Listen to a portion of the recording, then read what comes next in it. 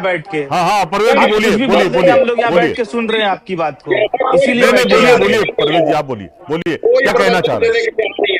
लोकतंत्र नहीं, मैं बोल रहा हूँ कि आप कम से कम अगर विश्लेषज्ञ हैं तो न्यूट्रल रहिए।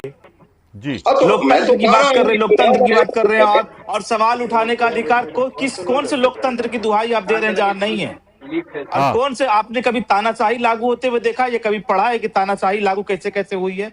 जब जब तानाशाही किसी भी राज्य पे और किसी भी देश पे लागू हुई है ना, तो वहां पे सबसे ज्यादा लोकतंत्र की बात कही गई है। और लोक सवाल खड़ा होगा, सुप्रीम कोर्ट के जज को आकर बाहर आके प्रेस कॉन्फ्रेंस करना पड़ेगा, तब लगेगा कि लोकतंत्र खतरे में है। जब सारे टीवी चैनल्स के स्क्रीन को ब्लैक करना पड़ेगा, तब लगेगा कि लोकतंत्र खतरे में है। और आप लोगों को लग रहा है कि आप लोगों के लिए तो अच्छे दिन अभी आ ही रहे हैं ना, तो आप लोगों को थोड़ी लगेगा।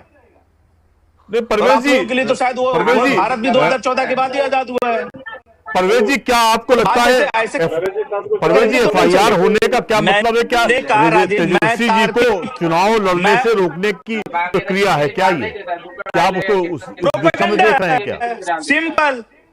सिंपल सा बात है राजेश जी की, ये प्रोपा है चुनाव आयोग ने शुरू किया जी आप बोल रहा हूँ आपको, आप बताएं ना कि एसआईआर क्यों शुरू हुआ? एसआईआर क्यों सिर्फ इसलिए शुरू हुआ कि सब 22 लोग मर चुके थे, 35 लाख लोग माइग्रेट कर चुके थे, या 7 लाख लोगों का डबल वोटर लिस्ट में नाम था?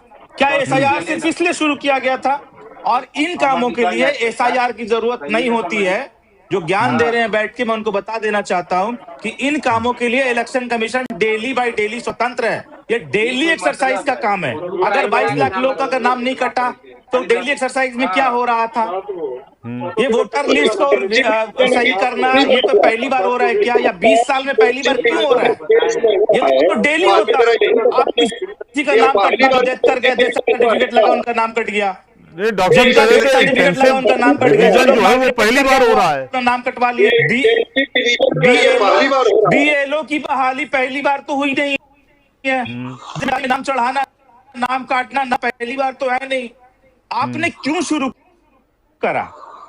22 लाख लोग मर चुके हैं, वो क्या बात करते हैं? शुरू कर कटा तो आपका देश का काम था, आपने वो काम नहीं किया।